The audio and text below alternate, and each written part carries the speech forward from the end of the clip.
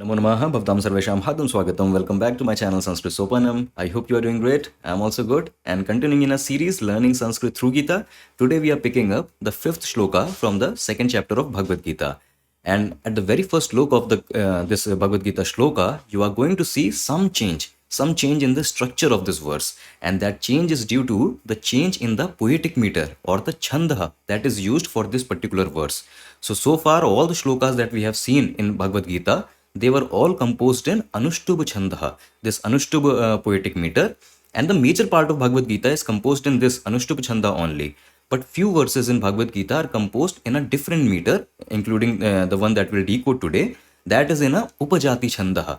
So all these things I have actually touched up in the last two videos that I released. So those videos, part 1 and the part 2, were based on this topic only, the Chandaha, the poetic meter. In that video, we quickly touched about how you can take what steps to identify a Chandaha of any Sanskrit verse, not just Bhagavad Gita. So what all steps you can take, what is the syllable, how you identify this thing, what is the sutra, what is the Chandaha rule, everything. We have quickly touched upon that. I hope you have seen that video. If not, I will leave the link of the first part here. Do check that video out. It will give you some good starting point about understanding this chandas, these poetic meter. So yeah, that is it. Just a disclaimer ahead. Without wasting any more time, let's quickly dive into today's video. So this is the shloka that we are going to decode today. And again, as you can see, we are so used to that two-liners format, the pattern of the Sanskrit verses we have seen so far, because that was in Anushtubha Chanda. This here is in Upajati Chanda. Upajati Chanda, it uses more syllables per quarter. That is why you have longer verses, right? So that is the difference. Anyways, this is the shloka that we'll decode today. Let me go through the shloka once. Guruna hatva hi mahanubhavan shreyo bhoktum bhaikshyamapiha loke hatvartha kamanstu guruni haiva Bhunjiya Bhogan Rudhira Pradigdhan. Okay, so this is the shloka, and this here is the Sandhi Vichhed version of the shloka. Again, all the sandhis that are happening are already, we have already seen and gone through them so many times before. The details of it is already in the PDF file as usual. Just one thing I want to point out here is this word, Hatvartha Kamanstu. So, when you see this word and upon Sandhi Vichhed, you see that there are these three words, Hatva, Artha Kaman, and Tu. So between Hatva and Artha Kaman, so this is a simple Dirgha Sandhi. Okay, so that is what we see, Hatvartha Kaman. It combines due to Dirgha Sandhi as Hatvartha Kaman. But what is happening here? Artha Kaman and Tu. So what is happening here is some sort of Sandhi that says, if after a Halantana, you have a Ta or you have a Tha. So what happens that in place of this Na, this Halantana, you get this Bindu with a sa, this dot, this anuswara with a sa. This is what happens. So now if you see this word, artha kaman tu. So what is happening in place of this nakar, na, you are getting this anuswara, bindu and this sa, half sa. So artha kamans tu. This is what is happening here. And actually this here is a half sa, half consonant, sa with a halant. Okay, so that is what you get. That is why hatva artha kamans tu. When you combine Artha Kaman plus Tu. I am mentioning this particular Sandhi rule here. Why? Because you don't have a specific name for this Sandhi rule. It is like a sub-rule. It is like a subset of a particular Vyanjana Sandhi. And also see, even though we are not seeing in this particular shloka, but again, there is a very natural extension of this rule. That if after this Nakar, if you have, instead of Ta or a Tha, if you have a Cha or a Cha, then instead of Na, what you will get is this anuswara with a sha. Okay, you will get this. And similarly, if instead of cha or a cha, you have a ta or a tha, then in place of this nakar, you are going to get this bindu with a sha.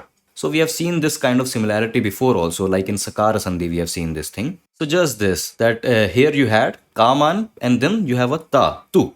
So what you get is this bindu and a half sa. So this is what you get extra, right? In place of this nakar. But when in this case kaman, then you have a cha. So instead of this sakar, you are getting this shakar. Okay, so this bindu and this shakar you are getting kamanscha. This is how it will change. So just an extension of this sub rule only. But having said this, All the details for Sandhi also and all the word by word breakdown also is available as usual in the PDF file. You can download the PDF file from the link in the description box. Do download it and keep it for your ready reference and for your practice purpose. But anyways, let us now start decoding the shloka, and we will start with this anchor word bhoktum.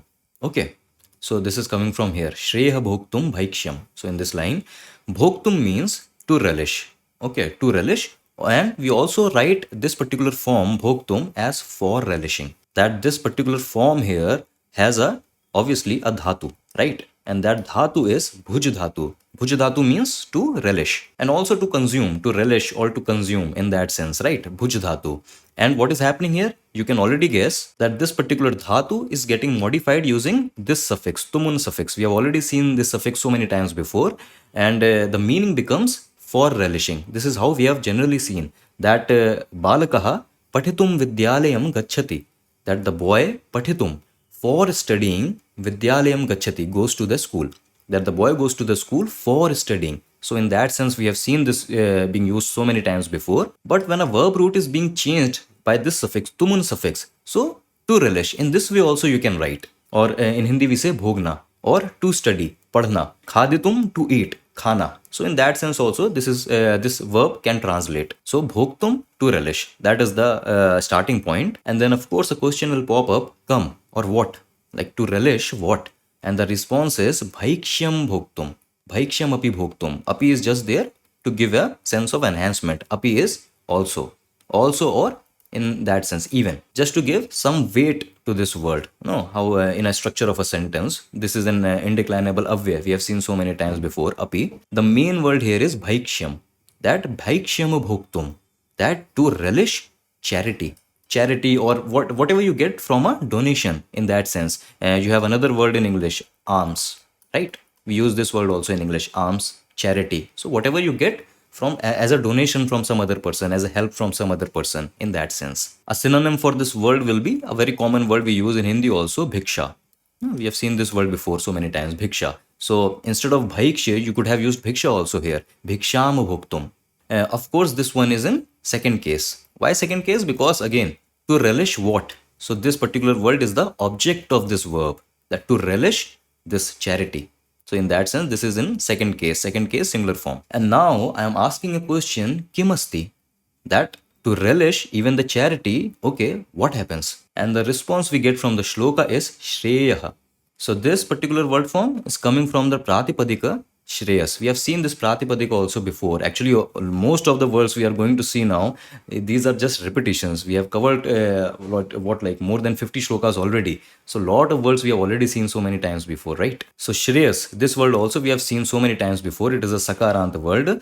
And Shreyas, this a lot of times this also means glory, right? Glory in that sense. But it also means something that is auspicious, something that is fortunate. Okay, in that sense, something that is prosperous. A lot of sages, a lot of gurus, our own Guru Adi Shankaracharya, he used to live on this charity and alms only. He used to go out for bhikshatan. So he used to live his life on that. So that is what Arjuna is trying to convey here, that to live the life even on charity, even on the things we get from donations, even that much is auspicious. Even that kind of life is auspicious. In that sense, he is trying to say here. So this here is in first word case. Prathama Vibhakti, Ekvachan. So Shreyas changes into Shreyah. That is what is happening here. And this Asti I am just putting here just because it is an implied sense, right? Bhaikshyam api bhoktum Shreyah. That to relish even the charity is auspicious. And instead of Asti, you could have also used Syat. So what is Syat? Syat is the potential mood of this. So this here is the present tense, the lat lakar. And this present tense lat lakar gives the feeling of a definite is. That to live a life on charity is auspicious. But you could have better used this potential mood form, syat.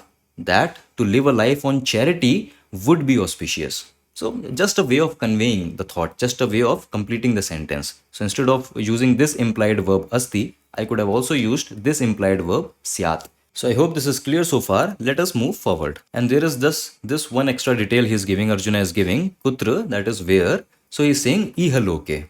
Okay, lok. Lok means world, right? Lok means world.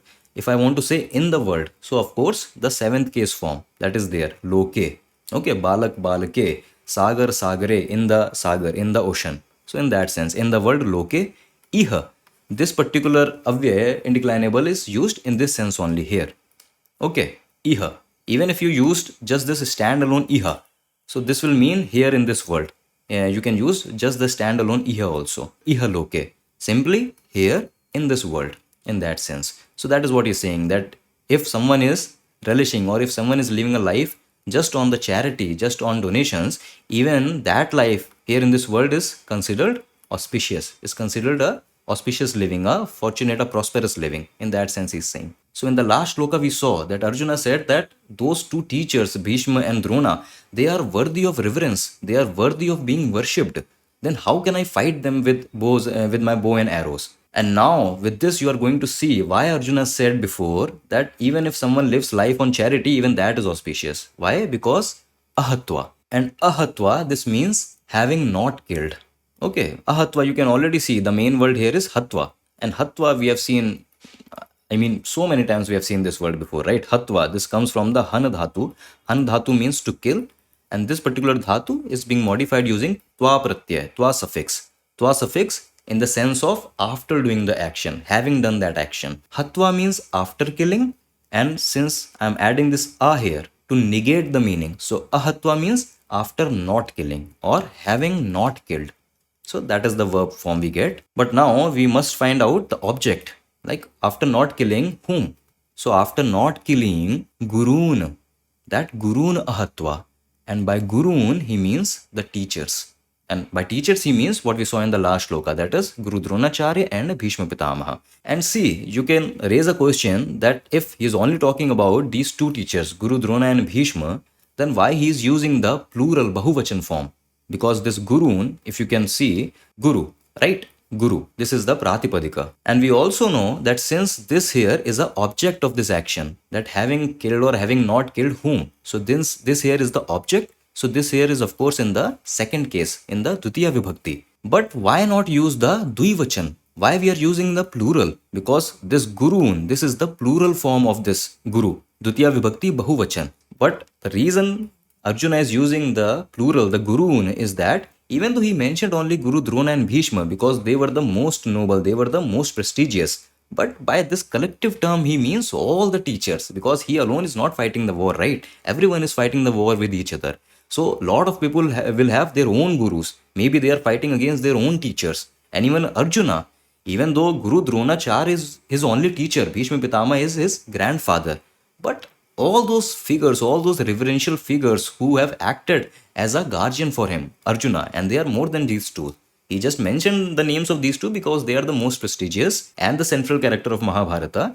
But using this plural, Guruna, he is mentioning these two and all the other figures of reverence, all the other figures, all the other guardian figures for Pandavas and all others fighting the war in that sense. And then if we'll just move forward, he is also giving them a adjective. That is why I'm prompting this question, Kidrishan, that these teachers, they are being described further using an adjective by Arjuna, that is Mahanubhavan. That these guru, they are Mahanubhav. And Mahanubhava, this Pratipadik means someone who is noble. And actually noble also of a greater degree. So you can think of it like most noble, someone who is most noble. So Mahanubhava. Since again this is the adjective for this noun gurun, so this is also going to assume the same case, the same second case, Dutiya Vibhakti and Bahuvachan Roop. So Mahanubhava, this will change into Mahanubhavan. And now if we'll read the entire sentence, now it will make complete sense. What Arjuna is saying is Ahatva Mahanubhavan Gurun, that having not killed, that if we don't kill these the most noble people, these teachers, these noble teachers, if we don't kill them, bhoktum, to relish or to live a life, bhaikshyamapi, even on charity, even on donation, ihaloke, in this world, would be syat or asti, would be shreya, would be auspicious. Okay, so with this first line, what we see is Arjuna is giving what is the positive side of not fighting the war. So we already know that Arjuna is having this second thoughts about this war and everything. So this is the way he is giving the positive side. He's showing Shri Krishna that look, this is the positive side. This is something that will happen good if we don't fight the war, if we don't kill our own teachers and everyone. And now in the second line, he's going to show the negative of if he has to fight the war, if he has to kill his teachers. So what will be the negative impact of it? That will be seen by the second line of the shloka. So let's decode that now also. And for the second line, we are starting with this verb form hatva. So instead of ahatva used in the first line, now he is going to show what will happen if he chooses to kill. So hatva, after killing, and we already know who is the object of this verb here. So kan hatva, that after killing whom? And we already know the answer, that after killing the teachers. So gurun hatva. And these teachers again is the same use as we saw before. So Dronacharya, Bhishma Pitama, and all other people, all other guardians, all other teacher-like figures in the army. So we have already seen this thing before. So we'll move forward, and now here we have another verb form, that is bhunjiya. And bhunjiya, this means I would be enjoying, in that sense. Let us see this verb form. So this bhunjiya, this also is coming from the same bhuj dhatu that we have already seen before, bhoktum. No, bhoktum was bhuj dhatu modified using tumun pratyay. And here we have bhuj dhatu in the form of first person, that is uttama purush, singular, that is ekvachana, and potential mood, that is vidhiling lakar in Sanskrit.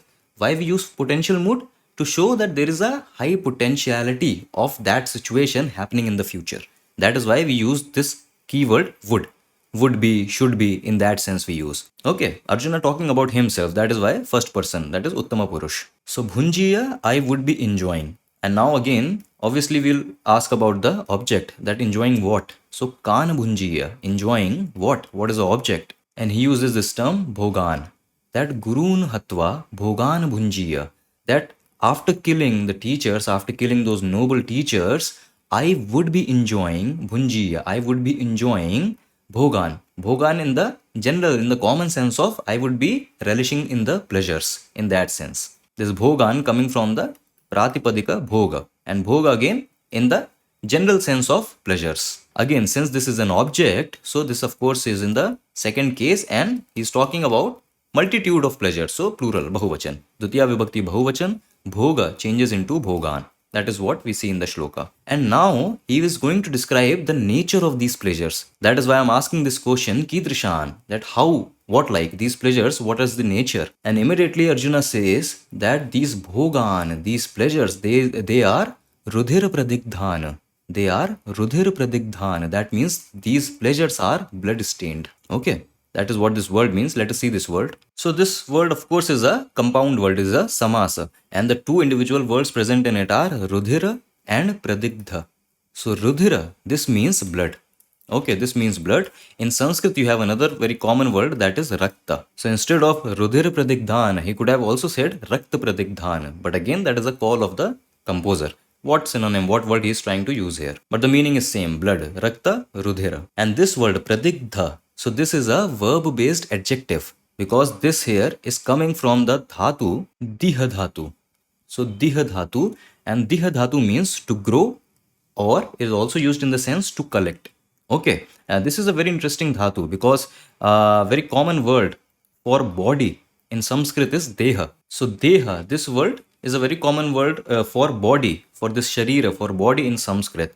And now see the beauty of this thing, that diha dhatu means to grow. And again, deha, this word denotes body. Why? Because body is something that grows, right? So that grows physically also, it grows, it matures, it decays. So in that sense, to convey that quality of this sharira, of this body, the word deha is used. And the another use of diha dhatu is to collect or to accumulate. And that is also true, because the body is something that collects or that accumulates or that holds together all these different body parts and body organs and whatnot. So see how is the multitude use of this dhatu, and why from this dhatu we are getting the Sanskrit word for body, that is deha.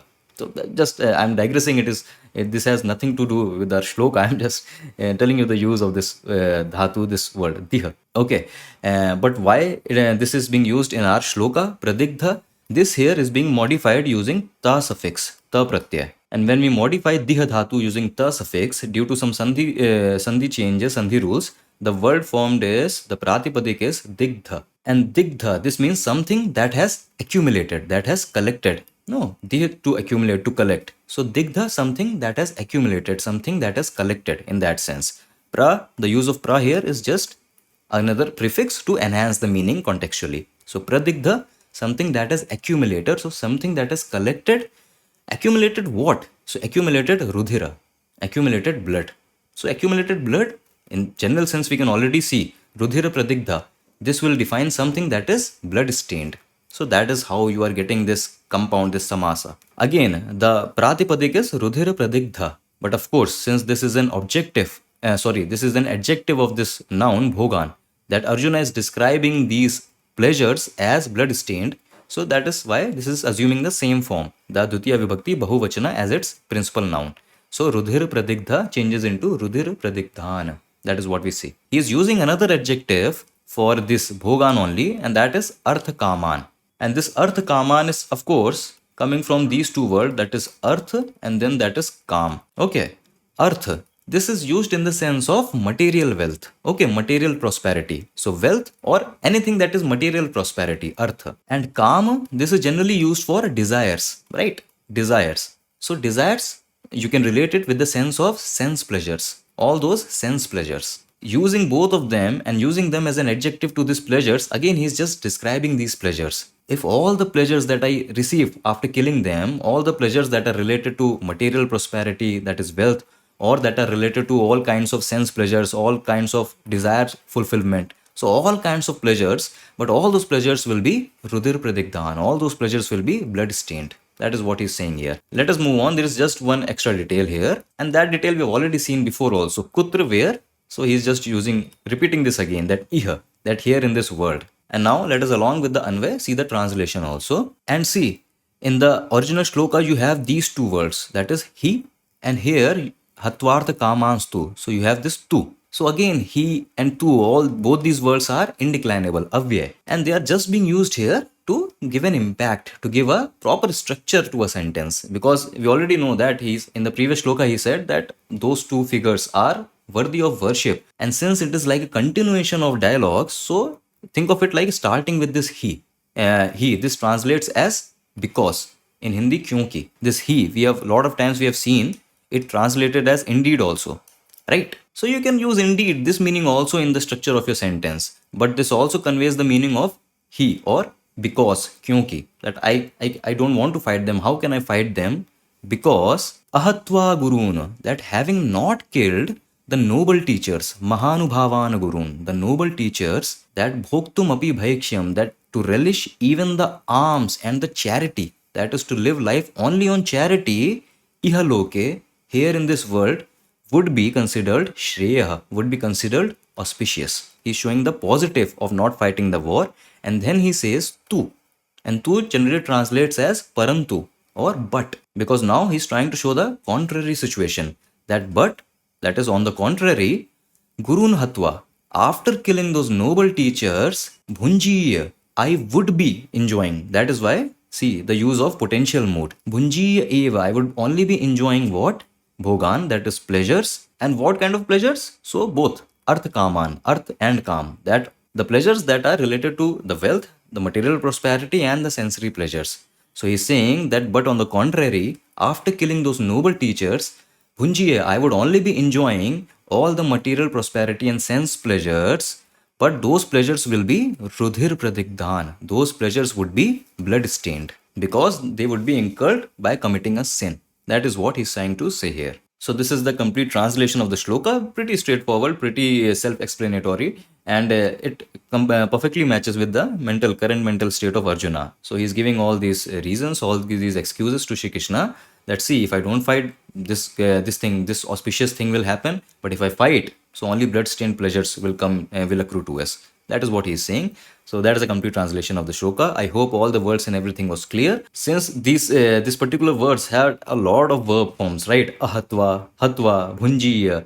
So the simple thing is you identify the verb form and then immediately you are going to ask the question that, okay, what is the karta? Who is the karta? So whatever is in the prathama vibhakti in general case becomes the karta, or else what is the object of this verb? So once you identify a verb form, a verb, a kriya pad, immediately by connecting the objects related to them, once you find out the objects, try to see what else is in the same case, same vibhakti vachan form. That will be the adjective. That will be either the pronoun or the adjective that is connected to that noun. So this is how step by step you start to identify these things. Verb identified, then you identified the main noun, then you identify all the words that are acting as a pronoun or adjective to that main noun by matching their vibhakti cases and everything. Step by step you decode the entire shloka. That is how we approach here in this. So I think everything was clear. Do download that PDF file, go through it, and for your own practice, for your own time. That will help you a lot, and keep it for your ready reference. I'll meet you in the next video, in the next shloka. Until then, stay awesome, stay happy. Vayam punah milamaha. Dhanyavad.